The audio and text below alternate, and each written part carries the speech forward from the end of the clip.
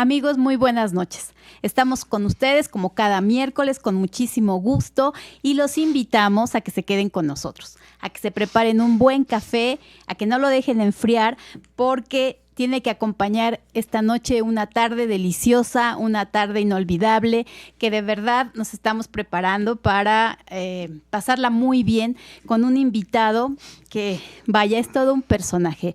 Mi admiración y mi respeto para él. En un momento paso a presentarlo y quiero recordarles que estamos transmitiendo desde Puebla de Los Ángeles, México, en directo por YouTube, por Facebook y a través de RA78. Así que, amigos, no se despeguen, conéctenos y si no pueden ver en este momento el programa, recuerden que pueden hacerlo más tarde, que pueden compartirlo, que nosotros estamos también muy pendientes de sus saludos, de sus comentarios, que eso nos da de verdad mucho gusto y nos motiva. Pues bien, amigos, dicho lo anterior y sin más preámbulo, porque de verdad que los minutos se van a pasar sin sentir.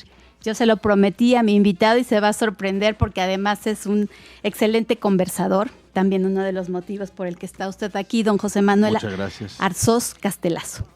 Bienvenido.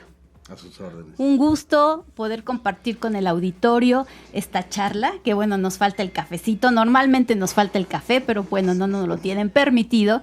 Sin embargo, haremos de cuenta que está.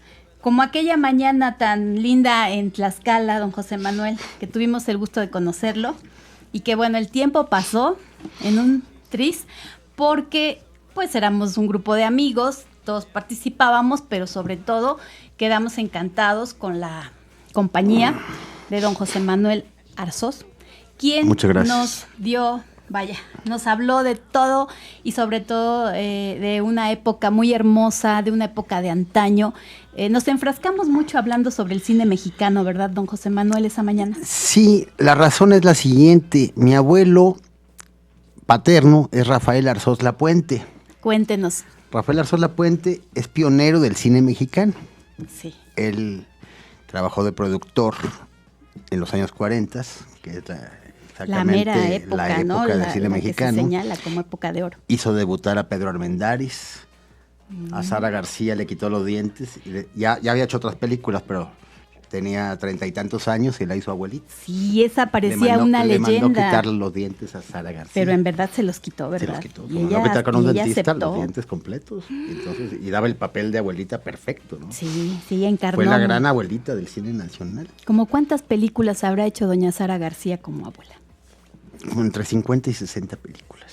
Porque muy joven se quitó los dientes. Empezó con mi abuelo, sí, empezó con mi abuelo. ¿Y su abuelo la dirigía? No, fue productor. Él era productor. ¿Qué significaba en esa época? Bueno, yo supongo que como ahora, empezaba pero el como cine era incipiente. El cine incipiente, sí.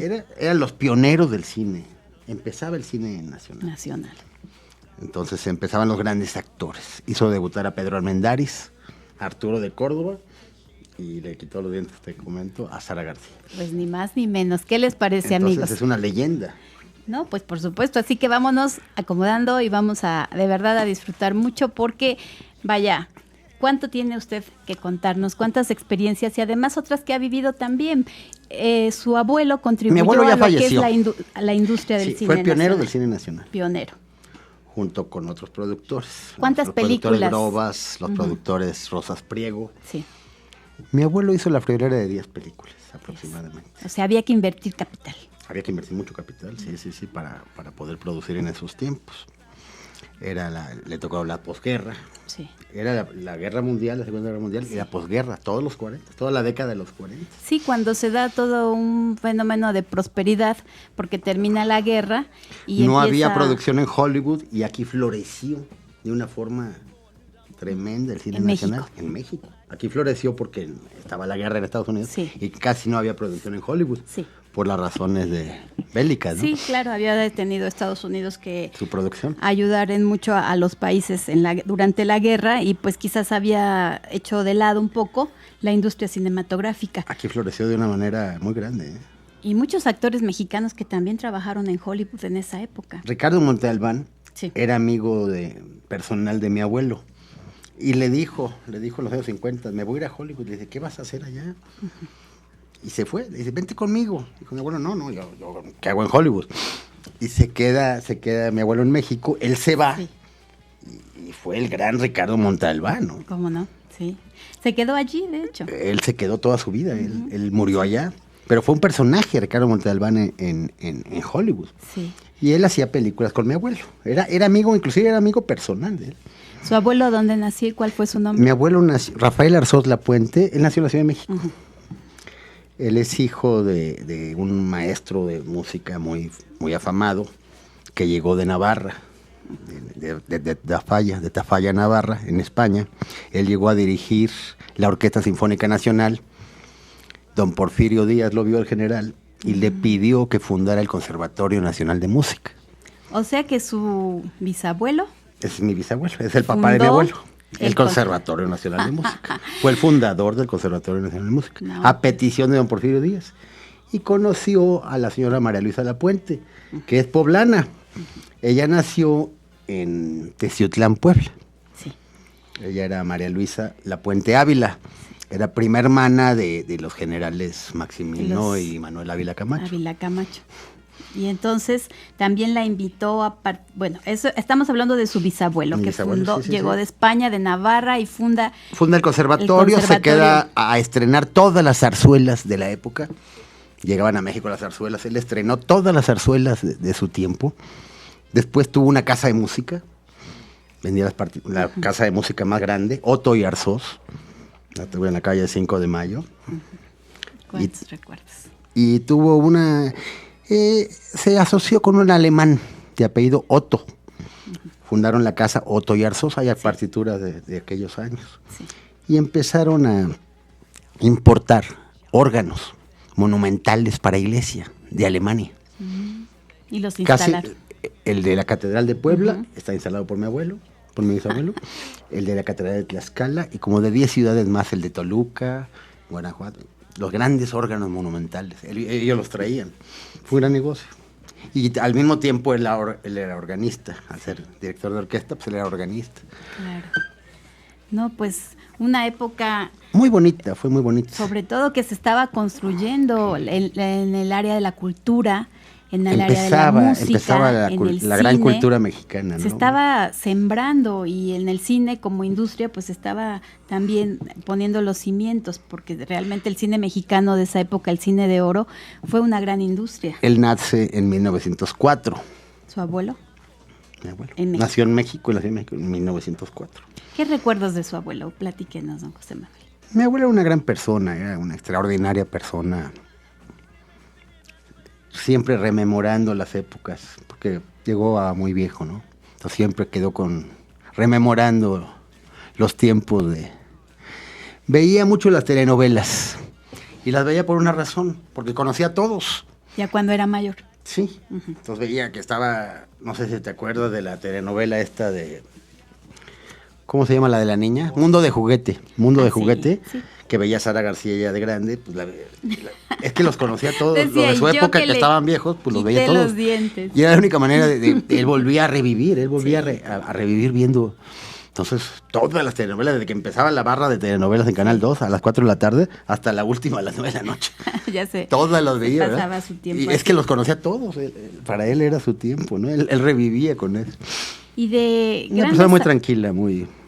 De un buen carácter, me imagino. Tenía un carácter fabuloso. Nunca lo vi enojado. Ajá. Nunca. ¿Y era callado o así conversador como usted? Muy callado. Él era de sangre navarra, era gente muy parca. Él casi no hablaba, casi. Sí. Había que preguntarle. Y con tirabuzón contestaba y contestaba lo que quería. Bueno, pero ¿qué tal usted? Hay muchísimas cosas que yo no sé de él y que no le pregunté, pero él estaba inmiscuido más en el mundo de las telenovelas que conmigo. Yo me sentaba y pues yo me ponía a verlas también. Por eso tengo tanta afición yo al cine y a las telenovelas, porque me sentaba con él y pues tenía que verlas todas.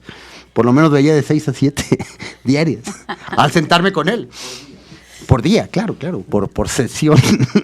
Bueno, y además él ya era una persona mayor que con eso pasaba su tiempo muy, muy tranquilo. Aparte, muy apacible. Era un hobby para él. Claro. Para pasar su vejez, ¿no? ¿El cine fue para él una buena inversión? Una buena inversión. ¿Le fue muy bien? Le fue muy bien. A todos les iba muy bien. Era una época de florecimiento cinematográfico extraordinaria. ¿Y usted recuerda? Los grandes temas, la gran música, todas las películas tenían una música extraordinaria. Sí, es que él llegó a poner en sus películas música de Tchaikovsky, de Chopin, también de Mozart, música extraordinaria, porque su padre era músico, entonces él tenía toda esa cultura. La cultura musical. Entonces las películas de él tienen esa particularidad de que muchas películas tienen música clásica muy, muy hermosa, ¿no? ¿Y se acuerda de, bueno, a ver si más bien recuérdenos de esas películas que él produjo? Hizo una en Buenos Aires, 2 corazones y un tango, con Luis Farrera. ¿Qué tal, Dani? Hizo sus 2 hermanos de mi abuelo Rafael, vamos a pasar a la parte de bonaerense de la familia de mi abuelo. Sí. Sus 2 hermanos fueron a Buenos Aires, eran un dueto. O sea, sus tíos. Mis tíos. Uh-huh. Mi tío José María y mi tío Pedro. Sí. Estuvieron 5 o 6 años en Buenos Aires, se fueron a radicar allá. Y tuvieron mucho éxito porque tocaban la guitarra muy bien. La música mexicana, entonces no había casi música mexicana en Buenos Aires en los años 40. Claro. Entonces, imagínense, tuvieron mucho éxito. Una anécdota de mi tío José María es que en el teatro donde tocaban, trabajaba una tiple, uh-huh, una bailarina muy guapa, que era Evita. La esposa del general Juan Domingo Cuando no Perón. Lo era, cuando no lo Eva Duarte, exactamente. Eva Duarte era una tiple. Sí. Y tuvo un romance con mi tío José María. Pero ella le decía, cuando llegaba el general, el general ya estaba rondando, dando vueltas en el teatro. Uh-huh. Entonces le decía, vete porque va a llegar el general. A él lo quería mucho, pero pues él era un músico pobre y el general ya era un personaje. Ella tenía, ya se habían enamorado. Bueno, exactamente, fue el año que estuvo allá. Y le decía, la anécdota es que le decía, vete porque ya va a llegar el general, sí, pero realmente estaba enamorada de tío. De su tío José María. Pero pues pobre ella y pobre. Todo el general era una célebre persona, ¿no? Más les valía. Un personaje político ya. Sí, no había llegado a la presidencia. Pero. Pues ya más valía continuar. Y ellos estuvieron 5 o 6 años radicando allá. Cuando regresan, uno de ellos hace sociedad con mi abuelo en producción de cine, uh-huh, y filman 2 corazones y un tango. Eso es lo que necesito. 1943. Con Luis Farrera, un cantante muy famoso, no sé si lo conocieron. No conocieron. Él fue la estrella de la película. La mitad de la película se hace en Buenos Aires, la mitad se hace en México. Tanto, sí, así se llama, 2 corazones y un tango. Tuvo mucho éxito. Uh-huh. Le fue muy bien. Luego vino Mi Madrecita con Sara García, que la hizo a propósito del Día de las Madres, del 10 de mayo de ese año. Y también con mucho éxito. Claro. La hizo con David Silva, con grandes actores. David Silva era un gran actor. Él era de ascendencia italiana. ¿Sí? Sí, su segundo apellido era Giglietti. David Silva Giglietti. Eso poco gente lo sabe. Sí. Y fue uno de los personajes más grandes de la actuación de ese tiempo. David Silva junto con Pedro Armendáriz, Arturo de Córdoba y Fernando Soler. Grandes figuras. Imagínense ustedes de lo que estamos hablando. Su dimensión, claro, y además que viven en el imaginario, bueno, porque hay cuantas personas que los recuerdan, que los admiran y que además son cinéfilos, y esa época se quedó en la historia. Los temas eran muy intelectuales, el tema era muy bueno, las actuaciones eran extraordinarias. La música, el contexto de la época, el vestuario, era un sueño. Correspondió. Desgraciadamente yo nací en 1960 y no me tocó vivir ahí, ¿no? Soler, muy parecido a Alberto de Córdoba. Sí. Pero era mejor parecido a Arturo de Córdoba. Arturo de Córdoba era un galanazo. Él nace en Mérida, Yucatán, y de niño se va a Buenos Aires a radicar, no sé si lo sabían. Entonces el tono de él es extraordinario. Nadie en el mundo lo ha tenido. Arturo de Córdoba tenía un tono. Porque nació en Mérida, de Mérida se va el acento de él Buenos no lo tiene Aires. Nadie en el mundo, porque es entre yucateco y bonaerense. Sí. Entonces cuando él hablaba, nadie tuvo un éxito extraordinario entre que era yucateco y el acento argentino.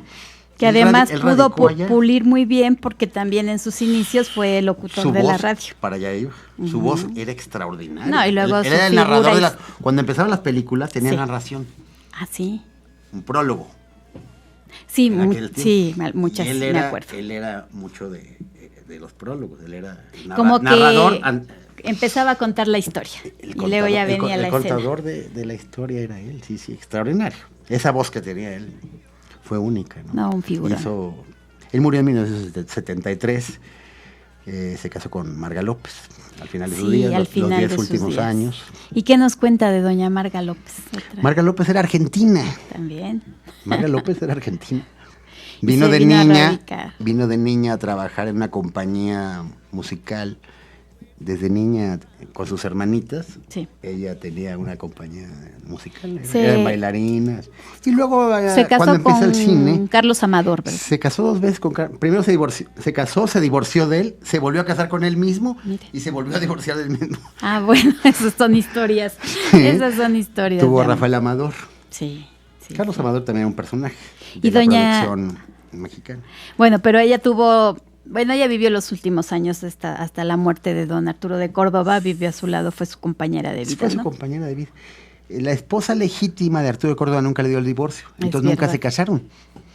Fueron pues compañeros. Lo acompañó en sus últimos años. Él no murió muy grande, no llegó ni a los 70 años, murió de 65 años de edad. Sí, pues un joven. Relativamente, pero estaba muy, muy mal. Tenía muchos problemas respiratorios y le minó mucho la salud. ¿Y de doña Marga López? Marga López. Es Libertad Lamarque, ¿verdad? Libertad Lamarque. Es paisana de Libertad Lamarque. Libertad Lamarque llegó a México. Sí. Procedente de Argentina, allá era una gran estrella. Sí, yo le quería preguntar por doña... Pregúntame de Libertad Lamarque, porque yo la conocí en persona, ¿eh? Sí. Comento que yo la conocí en persona, era vecina de mi abuelo. En un edificio en Polanco, se cambió mi abuelo y ella vivía en la planta baja. Pero ella es una figura que... Es Libertad Lamarque. Sí. ¿Cómo? Salía una viejita, una señora muy grande, de edad muy avanzada. Estoy hablando de 1971. Salía con su perrito, ¿no? Y yo me emocionaba, ¿no? Dicen, es que me decía mi abuelo, esa señora es Libertad Lamarque. Sí. Entonces, para mí era algo muy importante, ¿no? Haberla conocido. Yo conozco muchos artistas de vista. Doña Libertad Lamarque tuvo una vida muy de penurias y se casó muy joven en Buenos Aires, se quedó viuda y también muy joven se vino a vivir a México. Era una gran estrella. ¿Y aquí se quedó también? El tango. Sí, además cantante. Se dice, hay una historia que cuentan en Buenos Aires, que parece ser que era amiga íntima del general Perón. Ajá. Y Eva Duarte se da cuenta. Y se pone celosa. La manda a llamar y le dice, te tienes que ir mañana y no regresar nunca. Y la tuvo que exiliar. La tuvo que correr de Argentina. Y se viene directamente a México. Y aquí murió, ya nunca más regresó a Argentina. Porque ya hizo carrera cinematográfica aquí, se le abrieron todas las puertas. Llegando Libertad Lamarque aquí, se le abrieron todas las puertas. Hizo una gran carrera. Hizo una gran carrera en México. Nada más que los años empezaron. Claro, se fueron acumulando. Pero alcanzó a hacer muy buenas películas. Con Pedro Infante hizo Escuela de Música, que es una película preciosa. Con una música extraordinaria. Con Miroslava también, ¿verdad? En el elenco. Con Pedro Armendáriz. También. Hizo de una niña que, en un caso psiquiátrico, hizo el papel de una niña que nunca creció, se quedó mentalmente niña. Entonces jugaba como si fuera una niña de 5 años. Tenía 20 años. Pedro Armendáriz era su pareja en esa película. El gran Pedro Armendáriz. Sí, el gran Pedro Armendáriz. ¿Usted tuvo o ha tenido la oportunidad a lo largo de su vida de conocer algunas de estas grandes estrellas y convivir? A Carlos López Moctezuma, al villano del cine nacional. Es un gran villano, un villanazo. Amigo de mi abuelo, iba mucho a casa de mi abuelo. ¿Podrían ser contemporáneos o serían contemporáneos? Eran contemporáneos completamente, eran amigos contemporáneos y trabajó con él, trabajó para él. Ay, ese villano, tremendo. Pero en persona era un buenazo, una persona tranquila. En persona era extraordinario. Nada más que la gente en la calle le querían pegar. Lo identificaba con los personajes. Sobre todo gente de cultura muy baja. Este desgraciado es el que le quemó el rancho a la viejita. Quemó el rancho con todo y la mamá del charro. Entonces lo ofendían.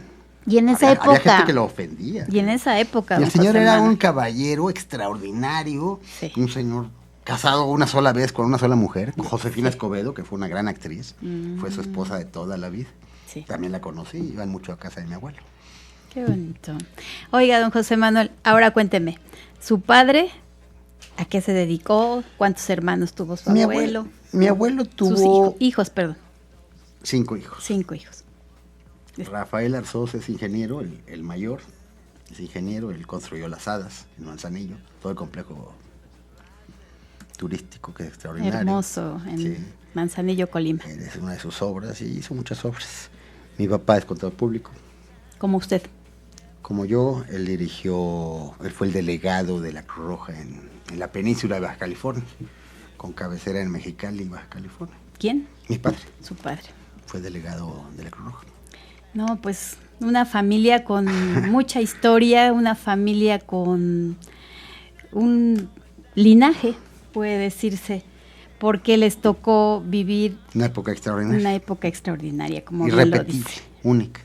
Pero además ser parte de, porque muchos la vivieron a través de las pantallas, a través de sus ídolos, formándose en su mente también sus historias. Lo viví a través de mi abuelo.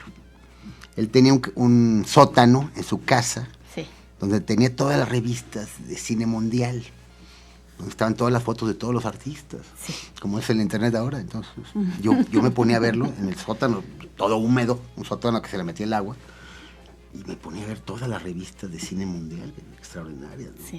Había muchas revistas cinematográficas en el florecimiento del cine mexicano.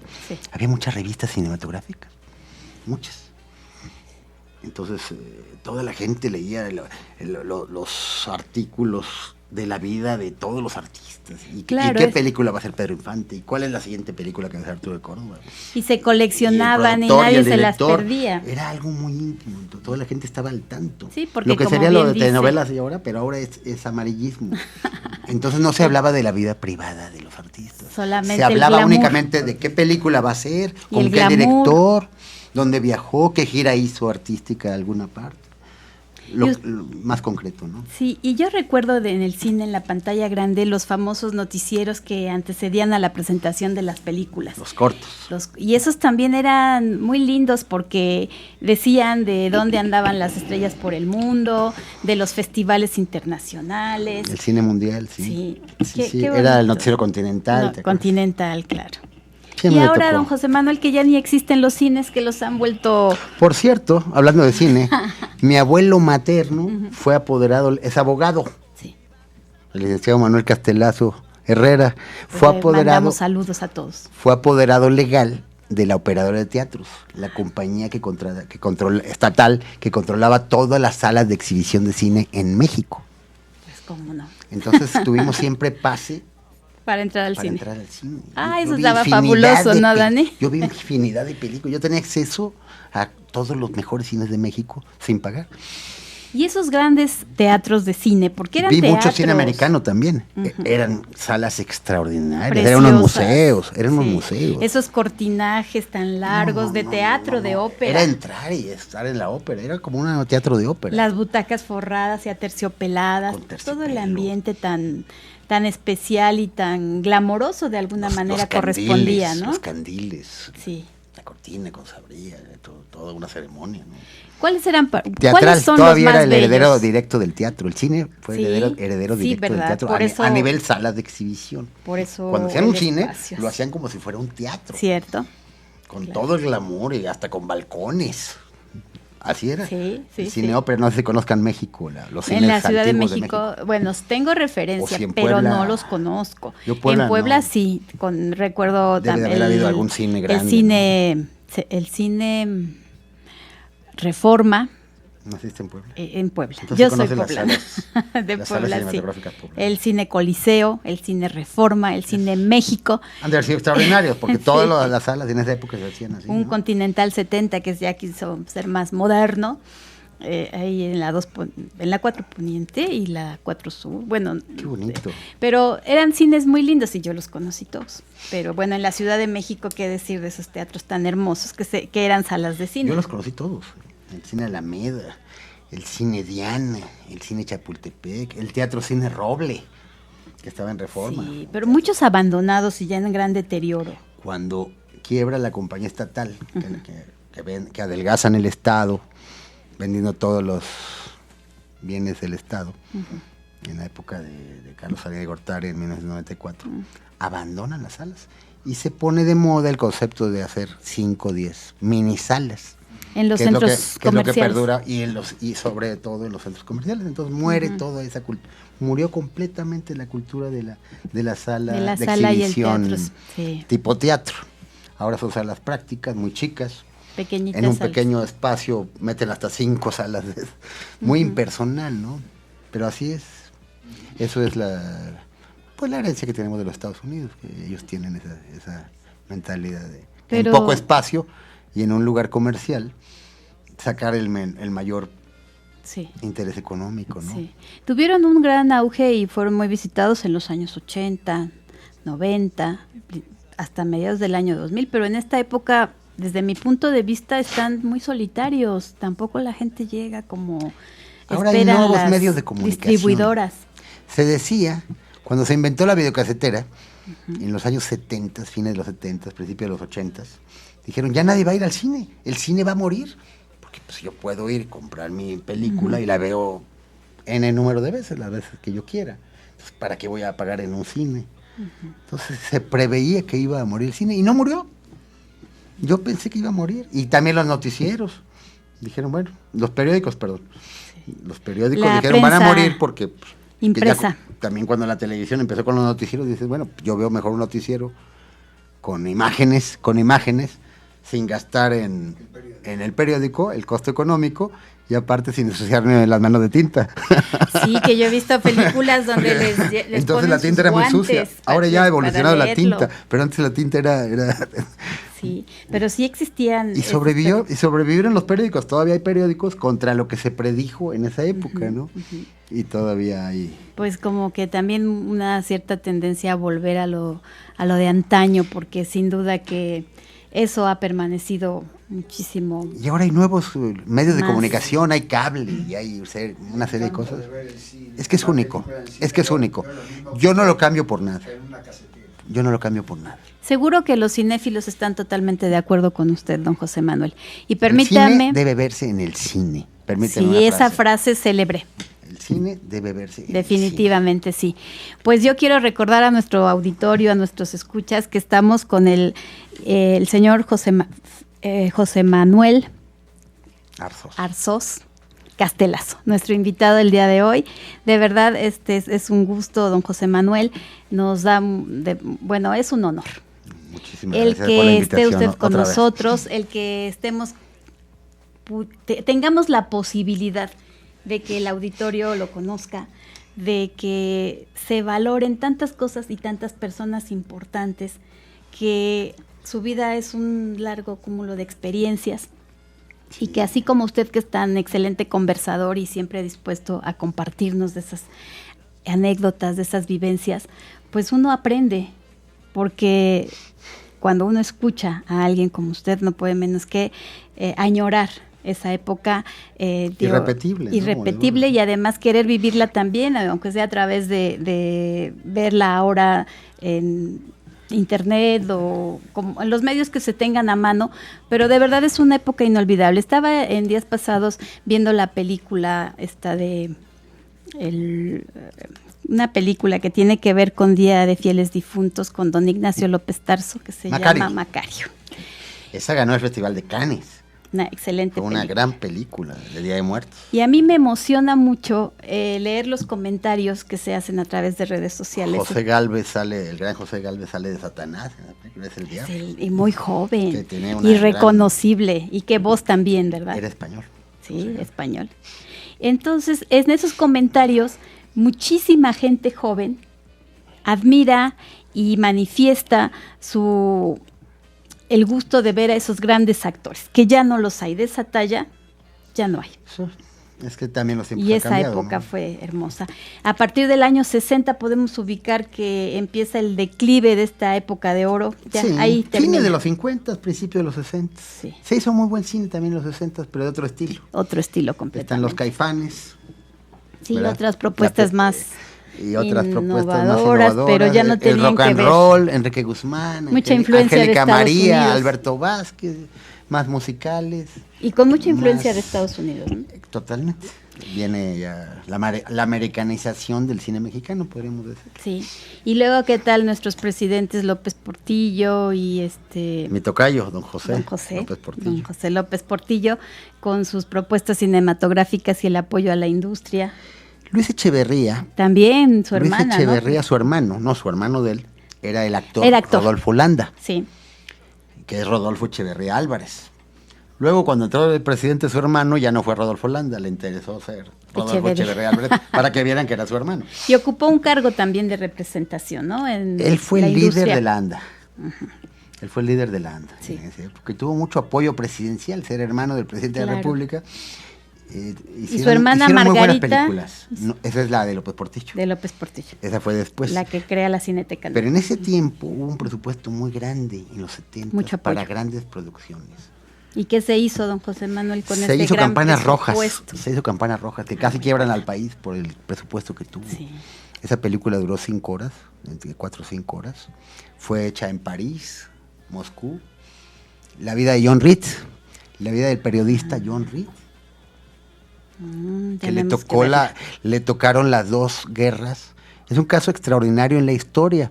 A él le tocaron las dos guerras de revolución. Primero estuvo aquí como periodista, directamente de un periódico de Estados Unidos, con Pancho Villa. Le tocó venir a cubrir a Pancho Villa y toda la Revolución Mexicana. Y luego en 17 se va directamente de reportero periodista a Moscú. Entonces le toca la caída del zar, le toca el trato con los bolcheviques directamente, siendo norteamericano. Sí, sí. Y esa película está hecha en Moscú y narra todo las vivencias de él. Fue una vida extraordinaria. Las dos revoluciones sociales más grandes de este siglo, la mexicana, que fue la primera revolución social del siglo XX, y la revolución bolchevique, la revolución de octubre, la revolución de octubre en Moscú de 1917. No debe ser sencillo conseguir esa película, la de Campanas Rojas. Esa película la protagonizó Bruno Rey, que es un gran actor, y contrataron estrellas, vestuario. Tuvo un costo extraordinariamente alto. ¿En qué año la habrán filmado? Es del 72. De 1972. Cuando entraba Luis Echeverría, entró del 70, es más o menos de 72, 73 la película. Y hubo muchas películas. La tendencia de Luis Echeverría Álvarez era la izquierda. Y hubo mucha exaltar de el la revolución. nacionalismo, ¿no? Exaltar el nacionalismo. Bueno, pero luego, ¿qué tal Muchos temas revolucionarios. Sí, está ahí, vamos muy bien. Y López Portillo, José López y Portillo, que apoyó a su hermana para que también su hermana entrara tuvo en la el industria, cargo de ¿no? subsecretaria de Gobernación en el área de cinematografía y apoyó muchos eso. Menos que los hermanos Echeverría. Pero ahí empieza una etapa, pues, Les tocó ya después la decadente, crisis, ya ¿verdad? no tuvieron el presupuesto que tuvieron antes, los 80s. Entonces Las un películas día de llega, ficheras. para allá iba, exactamente Sígale, para allá sígale. iba. Un día llega Calderón, sí. Calderón Stern, no me acuerdo su nombre de pila. Calderón Stern, un productor, y le lleva el libreto Sí. a Margarita. Margarita A de Margarita. Bellas de Noche. Le dice, tienes que tener apertura, no es posible que México siga con la moral del siglo XIX. Esto tiene que fluir de alguna manera. Y le da la autorización, le firma la autorización para que pudiera filmarse Bellas de Noche. Y habrá, 1976-77. pero habrá sido plenamente consciente de lo que estaba haciendo. No. No, era una señora Pero que es no, que el ¿verdad? problema fue que fue una bomba. Sí. La gente hacía colas afuera del... Sí, taquillazo, ¿verdad? De todo, y tuvo un suceso económico. La gente bailaba con la Sonora Santanera en las salas. Se dice que la gente se la pasaba bailando en la sala, porque contrataron a la Sonora Santanera, al actor más galán de México, que era Jorge Rivero, a la actriz más bella de México, que era Sasha Montenegro en ese momento, que nunca habían hecho ese tipo de películas, pero fue una combinación, y cómicos de carpa, con el albur. Una bomba, era muy buen el teatro de albur cóctel. llevado al cine, era el teatro de albur, el teatro de burlesque prácticamente llevado a la cinematografía. El teatro Blanquita se filmaba. Sí, todos los que, ¿no? sí, la también, todos los cómicos de carpa, empezaron de teatro a hacer popular, películas. de teatro popular, que de hecho ya tenía mucho precedente. Cantinflas era cómico de carpa, Resortes era cómico de carpa, de las carpas de Santa María la Redonda, de la extensión de prolongación de Reforma, que da a Tlatelolco, había carpas para el pueblo. Ahí iba la gente ya de las colonias de Tepito, de la colonia Guerrero, de la colonia San Simón. Entonces la gente entraba con muy poco dinero y podía ver cómicos. En la pantalla grande. No, en el teatro, estamos hablando del teatro, en las carpas. Pero esas son más antiguas, ¿no, don José Manuel? No, todavía a mí me tocó todavía ver carpas, en los años 70. Yo solo recuerdo de del Teatro Blanquita. Cantinflas. Sí, el Teatro Blanquita no es carpa, no era teatro carpa. El Teatro Blanquita es teatro. Yo hablo de las carpas, de donde sale Cantinflas. De las carpas sale Cantinflas, Resortes, que eran nacidos ahí, eran cómicos. Realmente eran gente que había... Que iban en caravana de lugar en lugar, ¿no? Sí. Clavillazo. Y el más grande carpero de México es el papá de Ana Martín, de la actriz Ana Martín. Palillo. Jesús Martínez Palillo. Jesús Martón. Que tiene la particularidad de siempre haber estado contra el gobierno. Entonces él ya estaba listo, porque al terminar él empezaba que llegaran por él. Contra los diputados, y él hablaba contra el PRI de aquel tiempo y contra los diputados. Entonces él ya estaba esperando, él llegaba a su camerino y ya lo estaban esperando de gobernación para llevárselo a la cárcel. Qué verdad. Pero entonces la libertad de expresión no existía, ¿no? Eran los años 50. Y él hablando hasta con groserías de todas estas gentes, de la dictadura priista, ¿no? Don José Manuel, dígame una cosa, ¿se considera una persona privilegiada, muy privilegiada por haber vivido toda esta época y por estar además presenciando el cambio al siglo XXI?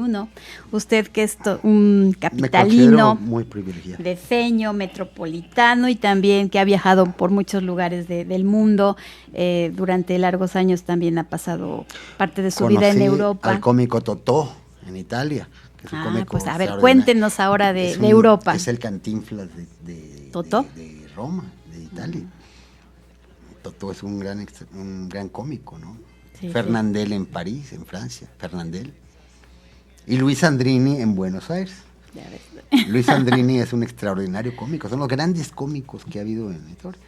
Quitando a Charlie Chaplin, que fue un figurón, un mago, ¿no? de la actuación. Y con respecto a Europa, ¿cómo ve la sociedad mexicana a través del cine? ¿Cómo podría ser un comparativo? María Félix hizo varias películas, fue contratada, dice, en México yo hago películas de India, pero en España yo voy a hacer películas clásicas, de aristócrata, papeles de época de aristócrata, ¿no? Hizo varias películas en España, le fue muy bien. Pedro Armendáriz también hizo películas en Hollywood. Su mamá era inglesa. La mamá de Pedro Armendáriz era inglesa. Entonces él hablaba inglés perfecto. Desde que nació la mamá siempre le hablaba en inglés. Él hablaba en inglés perfecto. Hizo muchas películas en Hollywood. Y además, hizo Los 10 Mandamientos, ¿verdad? No sé si la vieron. Los 10 Mandamientos, con Charlton Heston. Él sale de Judas, de hebreo, vaya. De capataz. Cuando están en la escena en Egipto, que están esclavizados en Egipto, el capataz era hebreo. Era él, Pedro Armendáriz. Pues hay que checar esa escena.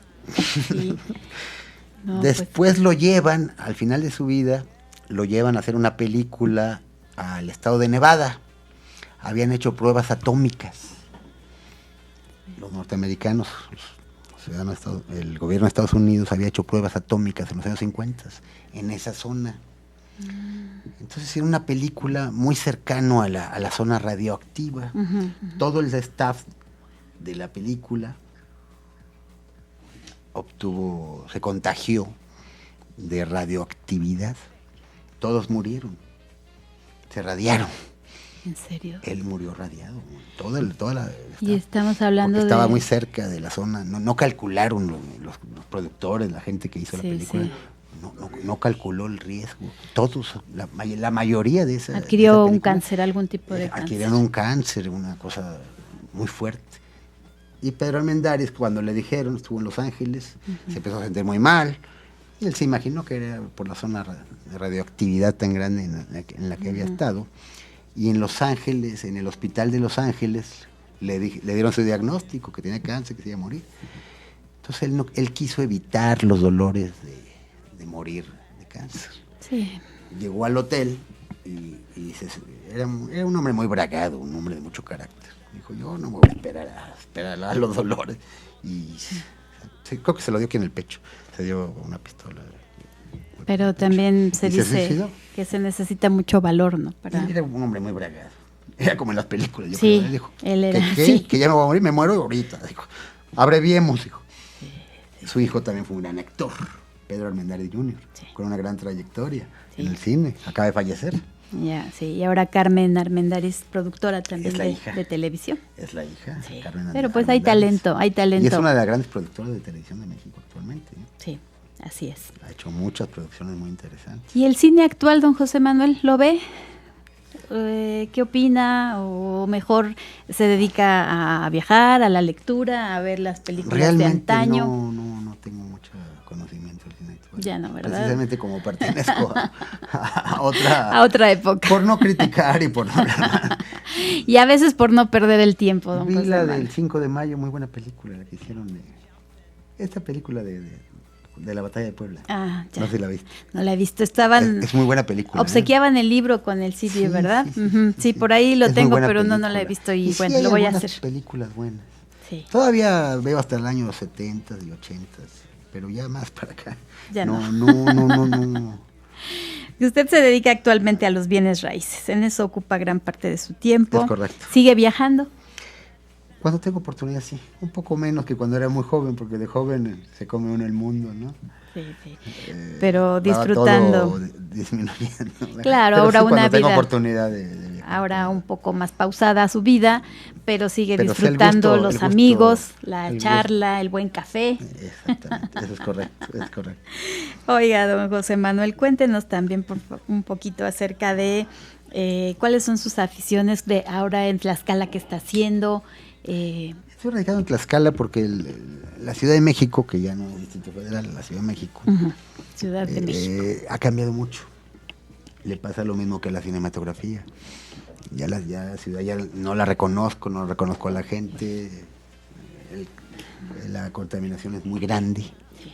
Los millones de habitantes que existen pues ya no tienen nada que ver conmigo. Yo platico con ellos, no son mis paisanos, aunque vivan ahí. ¿Usted en qué zona creció, ¿no? Don José Manuel, cuando joven allá en la Ciudad de México? Yo nací en Polanco, en la colonia Polanco. Y después mi padre adquirió una casa en Satélite, cuando empezaban las ciudades satélites, por así llamarlas, ¿no? La zona conurbada. Y viví gran parte de mi adolescencia en la ciudad satélite. Después ya con el tiempo he vivido en la colonia Roma, en la colonia Lindavista también, donde está la Villa de Guadalupe. Bueno, pero también sin duda ha disfrutado esa Ciudad de México Me encanta. Tan hermosa, para mí es tan la ciudad entrañable. más hermosa del mundo. Yo creo que sí. A pesar de los pesares y a pesar de tanto que ha pasado. De lo que ha crecido y de lo que y caótica que es. El caos que se ha generado, ¿no? Sí. Pero entonces decidió irse a la provincia, a un lugar más apacible y muy cercano también a la Ciudad de México. Como Coyoacán. Tlaxcala es una ciudad paralela, una ciudad gemela a Coyoacán. Está fundada en el mismo año y por la misma persona, por Hernán Cortés. Ajá, sí, entonces, con la casa de Hernán Cortés. Es como estar en Coyoacán, que Coyoacán es carísimo. Ajá. Coyoacán es una de las partes más caras de la Ciudad de México. Sí. Y yo tengo aquí lo mismo con la originalidad todavía, porque Coyoacán ya no es original, ya viven políticos, queda la historia, pero ya las costumbres ya no son. No, ya no tienen nada que ver. Y Tlaxcala todavía tiene la gente hasta con apellidos indígenas. Sí. Y las costumbres todavía se come el chile, las tortillas, el mole. uno llega a Tlaxcala y todavía encuentra la vena, ¿no? La vena histórica completa, ¿no?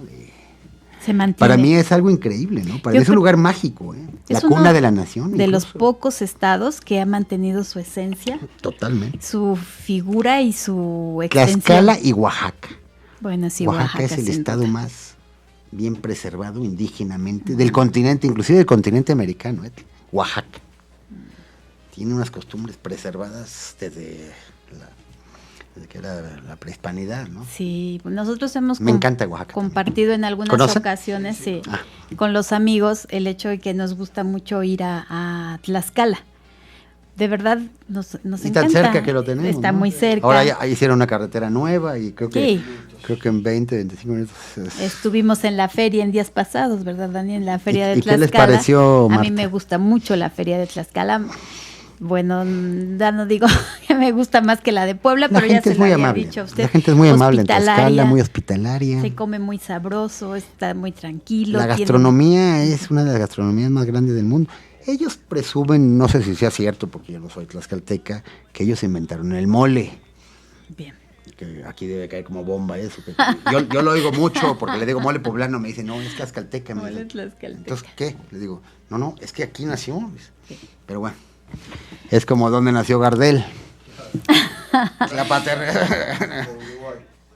Y en 10 ciudades más, es lo mismo, ¿no? La paternidad del mole se la adjudican pues todo el mundo, ¿no? Y dentro de la misma Puebla yo me imagino que hay otras ciudades o otros barrios que también se adjudican la paternidad. Pues sí. Pero es la historia de... Tienen que demostrarlo con cédulas reales, con cédulas indígenas. Yo sé que, bueno, yo soy ser poblano, sé que se inventó en el convento de Santa Rosa, ¿no? Sí, que para halagar al emperador Iturbide, que venía, ¿no?, de visita por aquellos días. Me parece más congruente eso, ¿no? Pero bueno, está muy sabroso también el de Tlaxcala y de verdad la gente muy hospitalaria, un estado muy lindo que tenemos muy cerca y que bueno, los invitamos amigos a que visiten la feria. Hablando de mole, perdón, el mole oaxaqueño me encanta. Es ¿Y el más poblano? Negro. Sí, pero aparte digo, pero aparte hablando de Oaxaca, me encanta el mole oaxaqueño. Es más negro, más intenso, me parece extraordinario. Yo voy a Oaxaca a comer mole. Y la primera vez que vine a Puebla, yo vine con mi hermano, más mestizo Mauricio, el Puebla. Yo no conocía Puebla. Entonces se acababa de fundar la TAPU en México. Sí. La acaba de fundar López Portillo. Era como por el año 78, 79. Entonces vi la estructura de la CAPU. Venía con mi hermano, éramos chicos. Y pues yo no conocía Puebla, entonces dije, vamos a conocer Puebla. Porque pues, era un pecado que estuviera tan cerca y yo no lo conocía, ¿no? Y me vine con mi hermano y comimos en el mercado La Victoria, que entonces era el mercado de la ciudad. Tocó todo.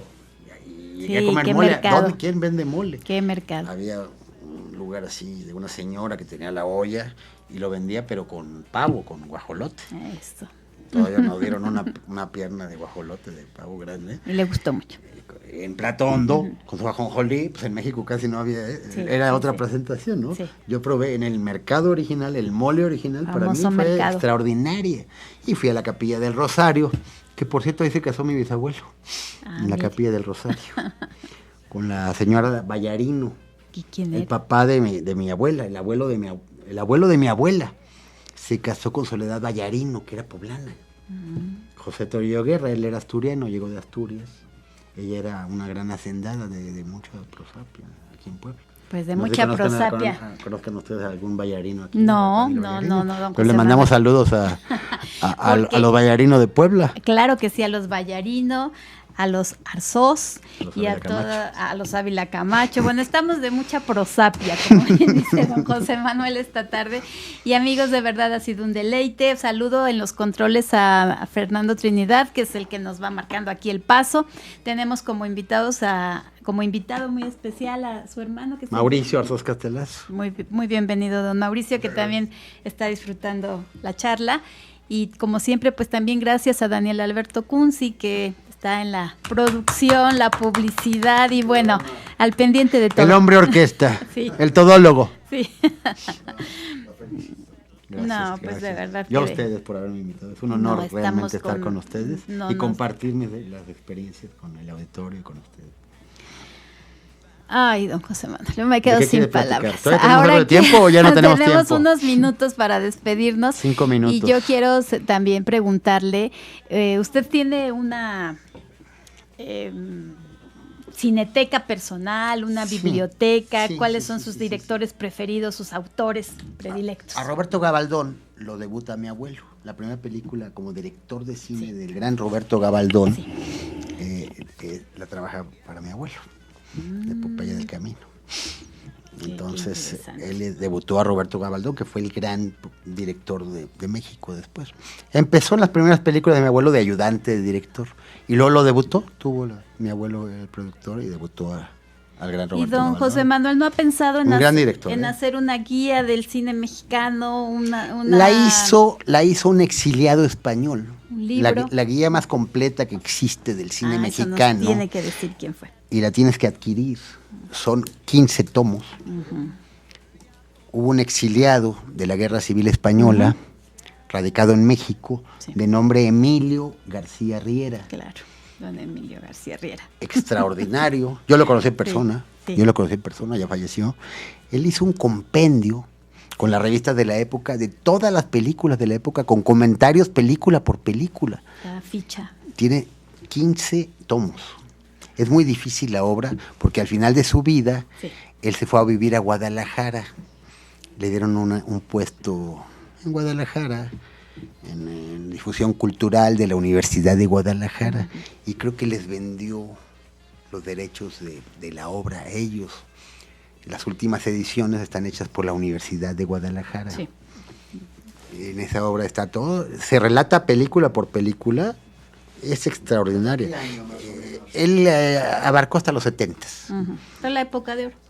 Y empezó desde los 30s, el primer tomo, del cine mudo, con Mimi Derba, que era una extraordinaria, y Isabela Corona, ¿cómo no? Que eran muy guapas, entonces hacían cine mudo, eran las Doña Isabela Sara García Corona también hizo un cine mudo, muy guapa, muy joven. Sí. Una época extraordinaria. ¿Cuántas películas?